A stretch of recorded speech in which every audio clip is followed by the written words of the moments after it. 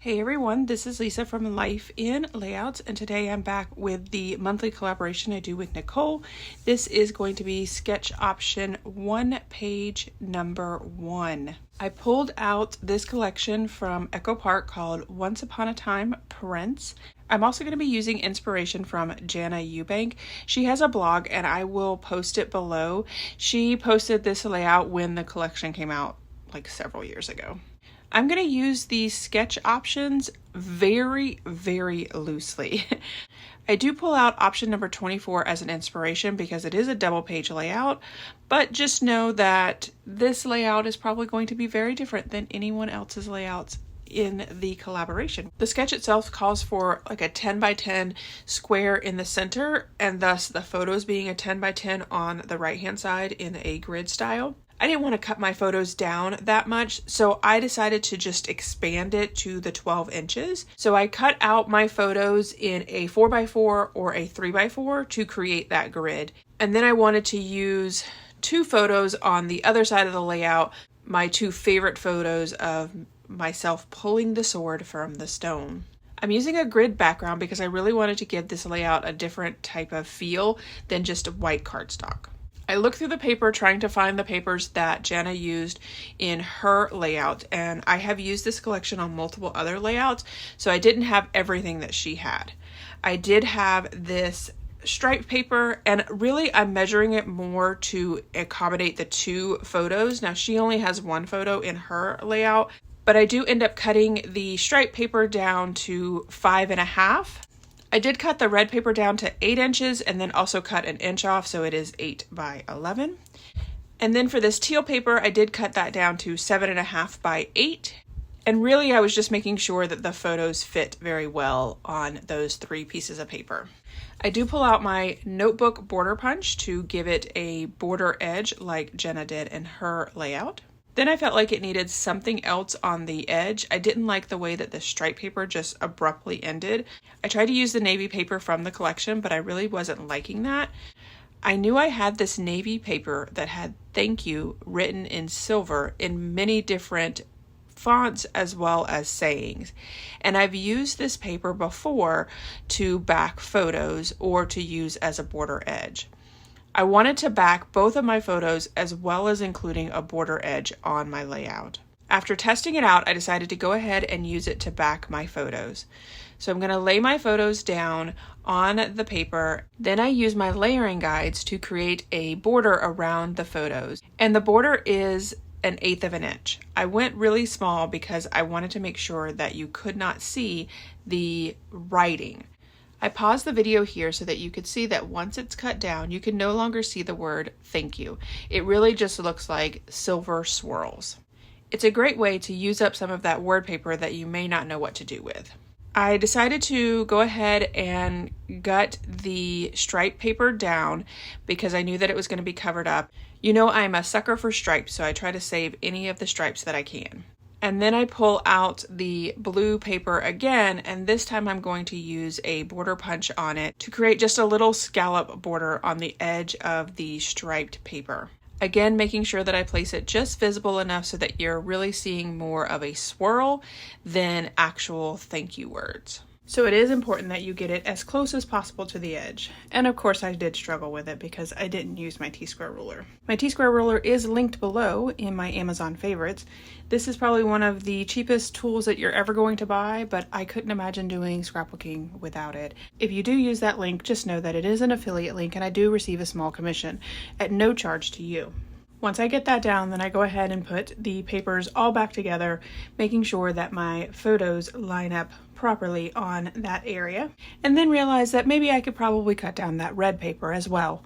With collections like this, I know that I can use this paper for a bunch of different Disney layouts, so I always try to save especially those good B-sides papers. So I go ahead and cut down the red paper and then line my photos back up to make sure that it still looks okay. Once I decide that it's okay the way that it looks, I go ahead and adhere the left-hand side of the layout down. Always bringing out my T-square ruler because you know I can't get anything straight. especially when I'm gutting the center pieces. So once I get the bottom red piece down, I use the T-square ruler on the right hand side to make sure that they are lined up equally. And then I'm going to add that teal paper back down. That teal paper reminds me of the Haunted Mansion, and so I feel like I need to use this collection for the Haunted Mansion as well, even though this isn't a Haunted Mansion theme. Once I get the teal paper down, then I realized I wanted to put this particular photo up on fun foam. This is my absolute 100% favorite photo. I am struggling a lot with my ATG gun lately. I'm coming to the end of the box. I buy ATG by the case, so 144 rolls. So I've had this ATG for quite a while. Some of it is starting to struggle with actually adhering down, especially to fun foam, which is never an easy thing. Once I get the larger 4x6 photo down, then I adhere the smaller photo that I cut down. I think that's like at a 3.5 by 5, and that is probably my second favorite photo. Then I'm going to work through trying to build this cluster that Jana has on her layout. I was able to find most of the pieces for this particular cluster. She has a castle as well as a shield that has some swords on it that she cut out from a 3x4 card. Of course, I'm going to ink the edges because I can never fussy cut properly. And then I'm going to work with the trees and trying to make it look very well as I do that. I'm going to struggle a lot. And I left all of this in so that I could tell you about the story of pulling the sword from the stone. I will tell you that I have tried to pull the sword from the stone every single time that I have gone to Disney. This particular day, there was a cast member there that was taking photos, which there is not normally. I would say I've maybe seen the cast member there in that area a handful of times, so it's not common. So what I learned from this particular day was that if there is a cast member there taking photos, that also means that there is somebody there to pull the trigger to release the stone. That is a way for you to know that if you are in Magic Kingdom and you see the photographer taking photos of the sword in the stone, that is your time to try, so that you might be the Rightwise ruler like me. This particular day, I told Eli, go pull the sword from the stone, and he was very shy and he was like, no, I don't want to do it. And I was like, fine, I will do it. I will show you how it's done. And I go to pull it. You can see in the photos on the right-hand side, which are not in frame right now, but you'll definitely see it at the close-ups. I first start to pull it out like I always do. I'm always like struggling, trying to pull it because I know it's not going to move. And when it did, my face immediately reacted, and that photographer was on point. She got some amazing photos of my facial expressions, of me pulling the sword from the stone. And then after I was able to get it out, like I looked over at my mom, I looked at Eli, just an amazing expression on my face. Then I looked back at the photographer because I was like, I need photos of looking at the photographer, like super excited. And those are the two photos that end up on the left-hand side of the layout. I've been a pass holder for 6 years now, and I have gone to Disney multiple times as a kid, and before becoming a pass holder, I went to Disney at least once a year. I have never pulled the sword from the stone before this day, and I have never pulled the sword from the stone since this day. It is a once-in-a-lifetime opportunity, and it is an amazing experience. So, to give you a little hint, once again, try to pull the sword from the stone when there is a cast member there. That story gave me the chance to put that entire cluster down. I struggled a lot with it. I did follow Jana Eubank's inspiration. I really just placed them where they were, but because I used fun foam on a lot of mine as well as my photo, and I don't think that she did, it did take a little bit to get it all right. My title is going to be Rightwise Ruler because the sword in the stone has a plaque in front of it that has something to the effect of, "Ye who pulls the sword from the stone is the Rightwise ruler of England," I think. So I felt like that was a perfect title. Again, following Jana Eubank's inspiration, as well as the inspiration from the sketch where it calls for a 10 by 10 square in the center and then 2 floral pieces on the upper left and the lower right. So this does play into that as well. I did cut out like kind of a barbell from my silhouette. I really just put a line and 2 circles on the end. I wanted it to be like the banner pieces or like a curtain rod basically. Jana Eubank said in her blog that she used the die that came with this set to cut out a piece similar to that. I did not have the die and I could not find that particular die cut on Silhouette. If you did not know, Echo Park does have a lot of their pieces, like some of their stickers as well as their dies are SVGs from Silhouette that you can purchase, but I was unable to find that particular one, so I just made it work with what I had. And then I added the banners, again taking inspiration from what she had. I didn't use as many banners as she did, but I did like the fact that she overlapped the banners. I also added that armor piece as well as that banner up there in the upper left hand corner that says never give up on your dreams, because this is absolutely my dream to pull the sword from the stone. And then in the upper right hand corner, I did add 2 arrow stickers. Now she used the chipboard pieces, but I had already used those pieces on another layout. Then on the right hand side of the layout, I do go ahead and start to build my grid. And I am basically just using a 3x4 and a 4x4 and alternating them back and forth. And I tried to put them somewhat in the order of how they happened. It's not exactly perfect, but it is pretty close. Since I had used that navy thank you paper on the left hand side, I decided to use it on the right hand side and mimic the paper on the left. So I am also going to pull out the striped paper. So it's going to have that same type of look that it does on the left hand side of the layout.